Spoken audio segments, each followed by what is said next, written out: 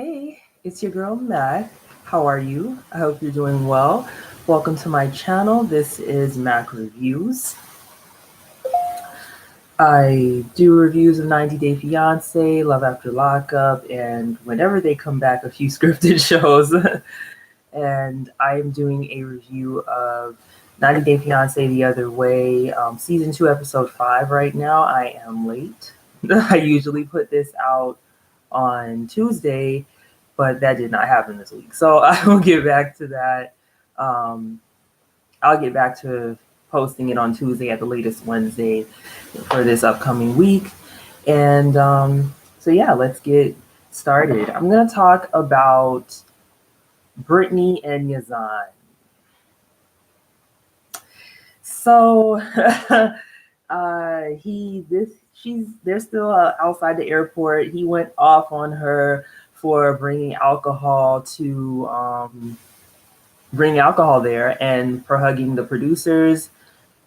Apparently in Muslim culture, that's not acceptable. That's not appropriate. I don't know if he told her that. I don't know if she researched. But yeah, so he's going off. He's not happy with her. I'm trying to keep my glasses from having glare in the window. Okay, so yeah, so she still agrees to get in the vehicle with him, which I was like, girl, no. Call an Uber, get a taxi. Like, I would not have felt safe getting in a car with him. But she did, and he continues to go off in the car. And then she's telling him, oh, I have my own culture. You're acting like I was raised here. She's telling him, I don't understand why you're acting like this. And then he starts saying, enough in Arabic. But he's yelling and he's sounding aggressive. And he's doing this, like, be quiet, stop talking. And I was like, no. She mentioned that her ex was abusive. And I thought to myself, I hope that Brittany has already or will think about why she has attracted seemingly abusive men.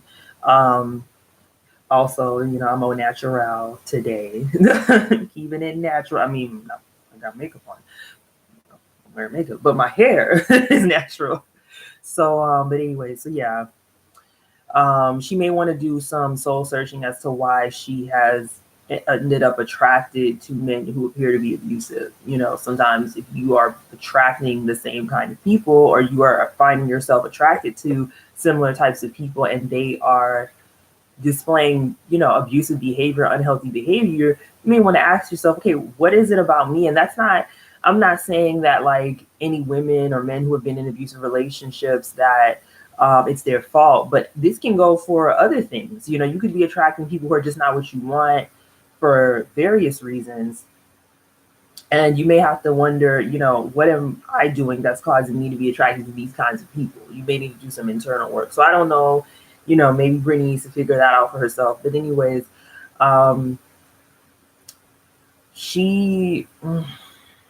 so I just really, this scene to me was ridiculous because I just don't understand why he has this expectation of her when she's not Muslim. And if that's what you wanted and you made that clear to her and you already know she said she's not going to convert, why are you still with her?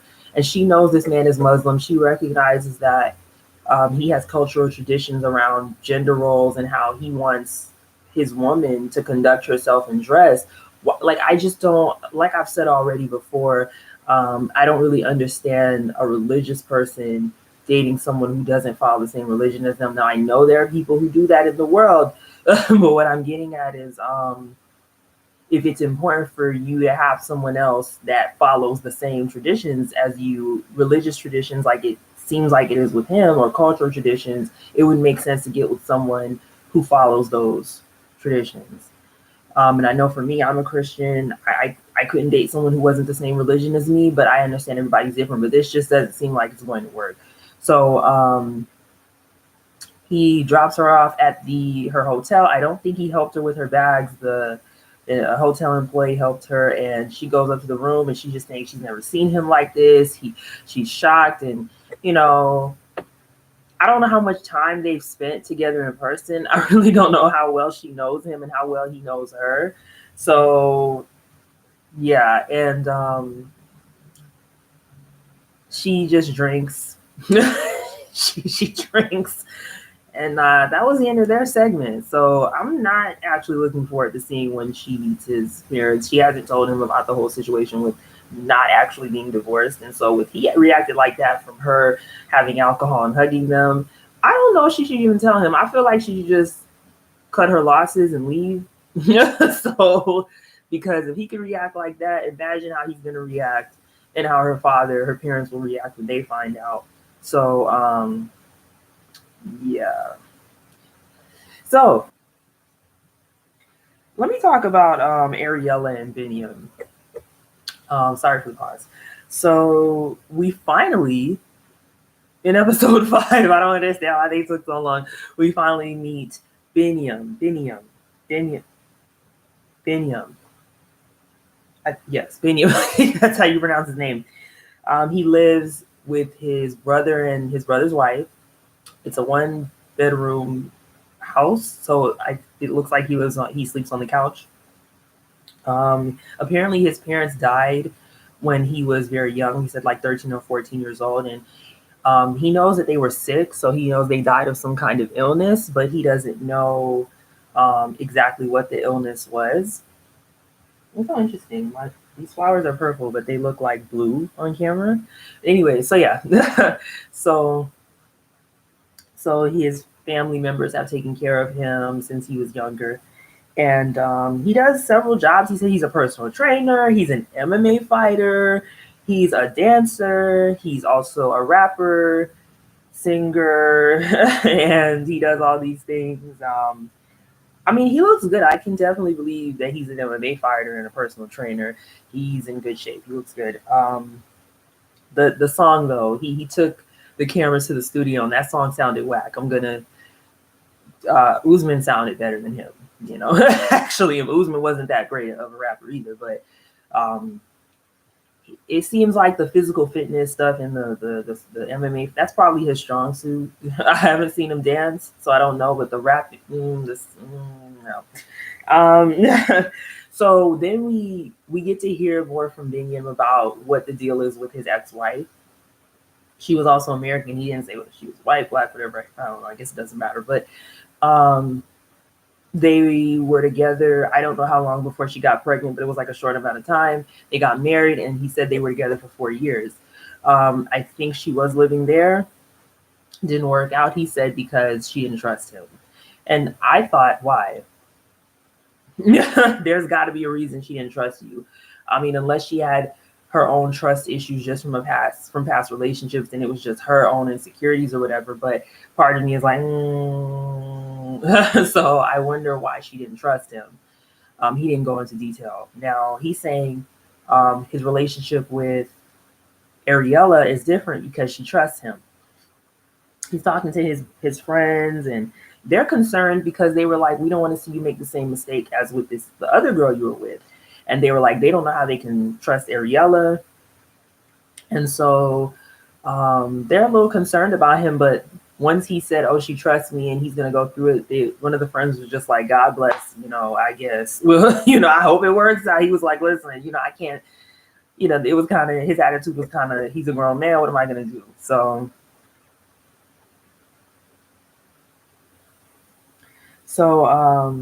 he said he doesn't get to see his first child. His son or daughter doesn't know him. And I'm like, that's really sad. Like, what happened between them that she doesn't even like make an effort for his child to like even communicate with him? She doesn't want to do phone calls, video calls. Like, what happened between them? I mean, that's like, why would she not want the father of the child to at least be in her life, even if the two of them are not on good terms? Like, that's suspicious to me. So yeah, I mean, we'll see. It'll be interesting. We have already seen in the previews that when Ariella first gets there, she's concerned about where she's going to live. And I was wondering, like, if he did he really expect her to stay, excuse me, with him and his brother and his sister-in-law in that little house. Like, I wonder if, like, you're telling me she didn't rent an Airbnb, she didn't rent anywhere beforehand. They didn't have any conversation about where she was gonna stay, where they were gonna stay. Like, come on now, we're not stupid. So, so we'll see what happens with them. Next, let's talk quickly about Kenneth and Armando because they had, well, mostly just Kenneth, the shortest um, segment this on this episode. So we see Kenneth packing, continuing to pack to go to Mexico. His one of his daughters is there with him, and ultimately we see him um, saying goodbye to all his kids. He has the three triplets and the boy, and his grandson was there, and they are all crying. He's breaking down. They're crying. It was a really emotional scene. I felt for them. Um, and I noticed the triplets. I was like, hold on, are they fraternal triplets? Is that a thing? Like, how there's fraternal twins, like they're not identical. Like, because I was looking at them like, wait, they're not identical. I just assumed that, like, if all triplets must be identical. It looked like one of them looked a little different from the other two, so they must be fraternal triplets. But anyways, yeah, it was really sad to see them all crying, and he was still breaking down in the car, and I was like, whew, that was Kenneth and Armando are serving us so much emotion this season. Like, the crying is not stopping, honey. Like, I mean, I hope it stops. Like, I hope, but knowing this show, the drama is probably going to keep coming. So that was their part. Now let's talk about Devin and Ji-hoon.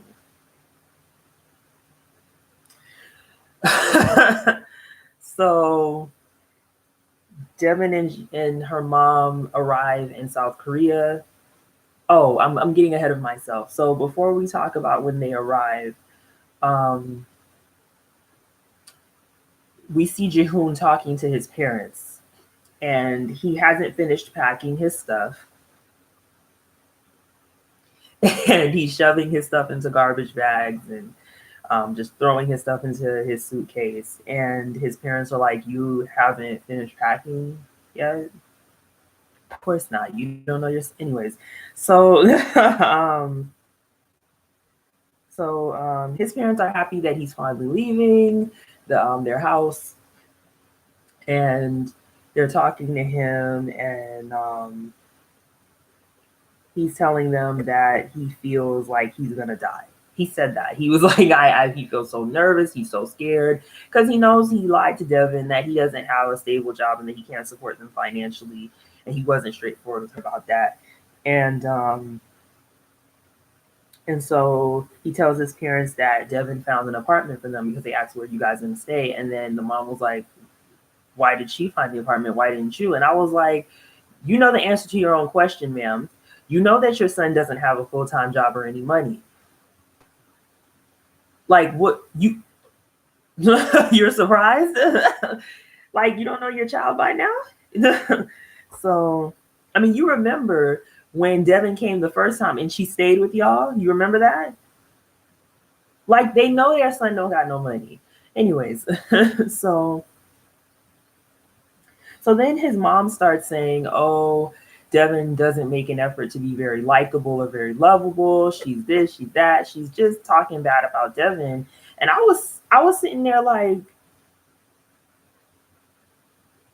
ma'am, ma'am, ma'am. Do you know your child? Do you know the child? You know your son, the person sitting across from you who doesn't have a job, but he's 30 years old, doesn't have a full-time job, has convictions, used to sell stolen cell phones, who's still living with you? Did you? Where does she get off talking about Devin, who at least is mature. I think Devin's mature for her age. She's worked. She's taking care of her kids. Like she was acting like Devin was not good enough for Jihoon, and I'm like, Jihoon is not good enough for Devin. Like Devin got herself caught up pretty much and got herself knocked up by this guy on accident. Okay, but Jihoon, like, I mean, and not to mention, like, y'all don't speak the same language. Devin doesn't speak Korean. You barely speak English. So how do you know she's not likable and lovable? You've never had a full on like conversation with her in a way that both of you can understand each other's language. Now I know body language matters, but because you guys they haven't been able to talk, like they don't know all that Devin was going through. Devin didn't know all what was going through their minds. Like even though body language is important, you have to combine it with verbal language. Okay, otherwise there's misconceptions. So I just was like, how dare you? Like where do you get off? And I'm not saying, oh, she has to love Devin, but how are you going to really get to know somebody when you guys don't even speak each other's languages? Like what? I was like, I'm gonna need you to look at your child, the child you raised, honey. Okay, he's embarrassing himself on international television. You're talking about Devin? Man, get out of here. I was like, you better go somewhere with this. Anyways, so um so Devin is nervous about how Jihoon is nervous about how Devin's mom is going to act because he's like, you know, she's hot headed, she gets angry easily, and he's nervous about how Devin's mom and his mom are going to get along because he's like they're both strong women. Sorry. They get to the airport. Devin and her mom are coming. Devin is irritated that he brought his parents. Apparently, he didn't tell her he was going to bring his parents, but part of me was like, wouldn't you assume that? Like, I guess it's because they just got off the airport. She's tired. She's, you know, she wanted to be in a better mood with them. I mean, it's hard to travel with an infant and a toddler, so I can kind of understand her feeling like, you know. So the mom. Let's talk about Devin's mother.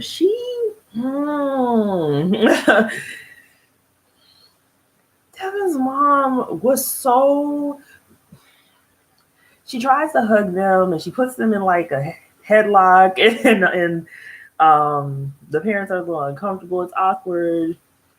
So they go outside. They're waiting for the car that he rented.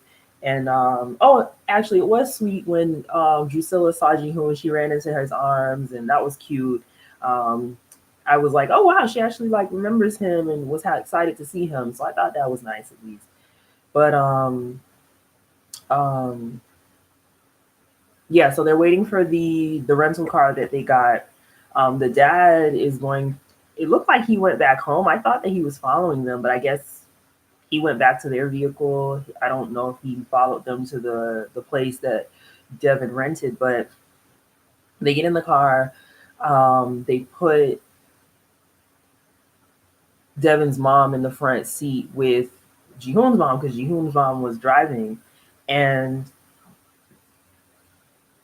Devin's mom is just really having a bad attitude. She is she's cursing, she's jittery, you know, she's just being so unpleasant and rude and just inconsiderate. And I was just like, even if you don't like Jihoon, you're just meeting his parents. Like you have to like I couldn't understand the rationale. I mean, I can understand being tired, but like I didn't understand the rationale behind being so rude to just his parents. Like even if you feel like Jihoon ain't about nothing, why be rude to his parents? You don't know them. Like why are you just like forget y'all, F y'all, I'm gonna curse, I'm gonna be rude, I'm gonna be belligerent and difficult. Like it was disgusting. Like I was like,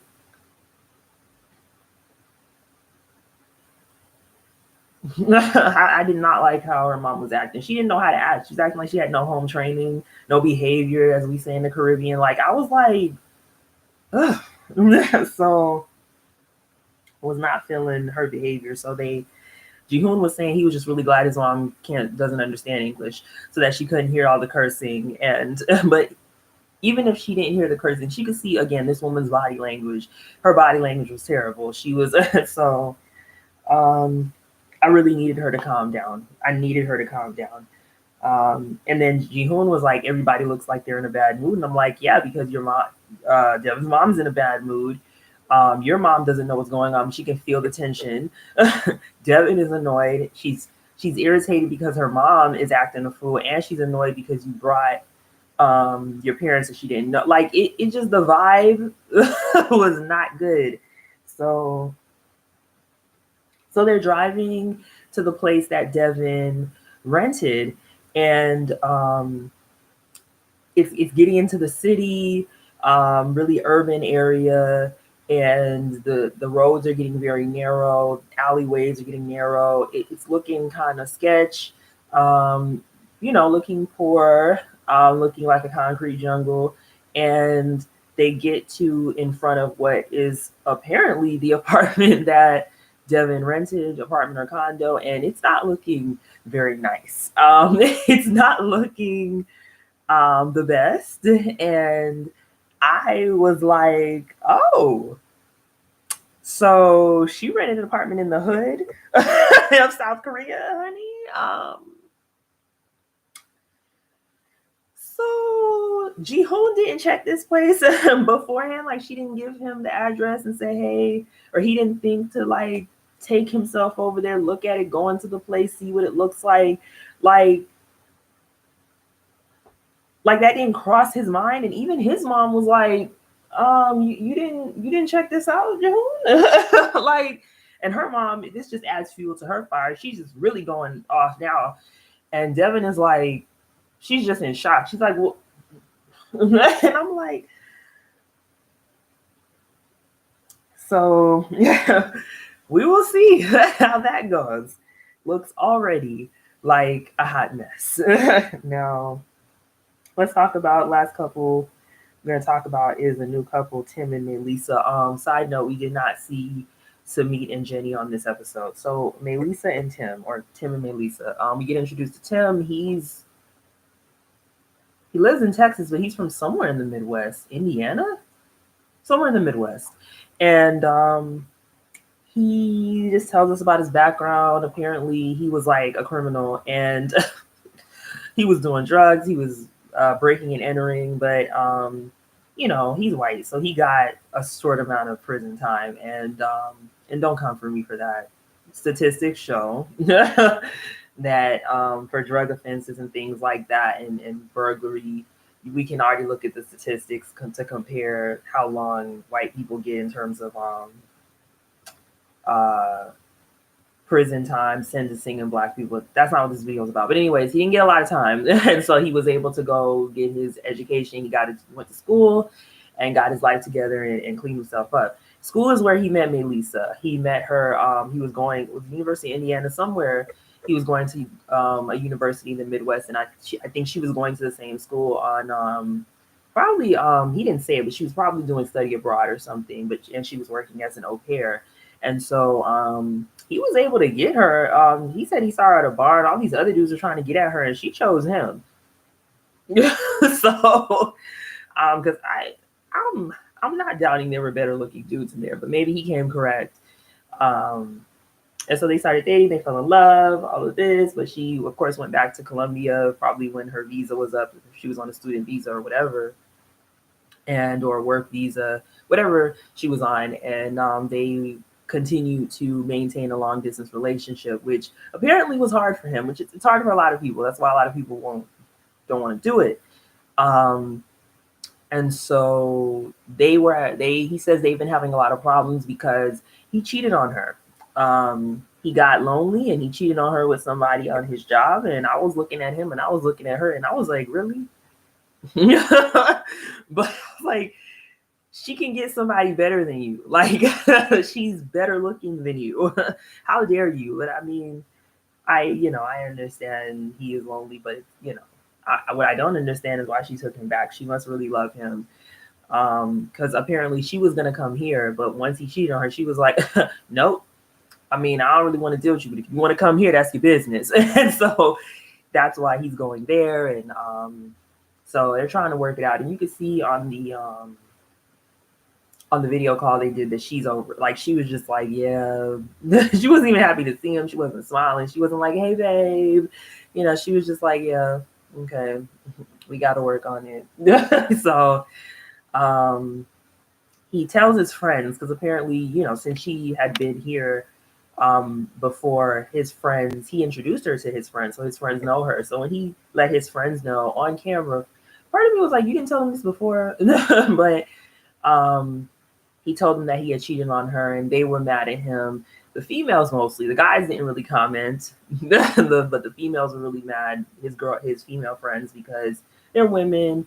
I get the vibe that maybe one of them has been cheated on before themselves because of the visceral, strong reaction. But just as women, we're gonna be annoyed, and I was just like, this ain't. She ain't about to. She could do better. She's young enough. I just doubt that she's gonna take the risk of marrying him when she's always going to have that in the back of her mind that he's cheating. She could, meet somebody else. So why was she going to take that risk and stay with him when she could cut her losses, heal from the trauma, and move on and meet somebody else? So I don't know that they're going to last, just based off of like, why would she choose to stay with you and always be fearful or wondering when she's young, she could cut her losses and like, I don't know. We'll see. He did seem very remorseful and about cheating on her. His eyes were bloodshot. He had tears in his eyes when he was telling his friends. So we'll see what happens with them. He has a cat, and I apparently said a more emotional support animal. And listen, man, these emotional support animals. Yeah. So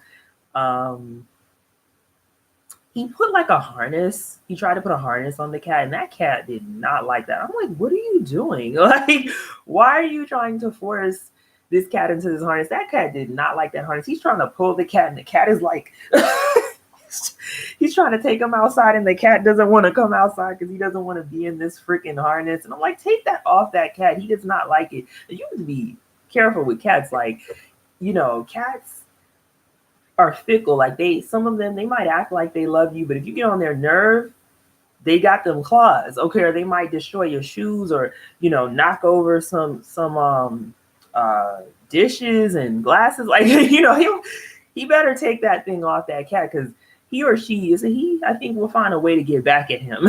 Okay, cats, they can be vindictive. So I wouldn't be surprised if that cat got his revenge, but.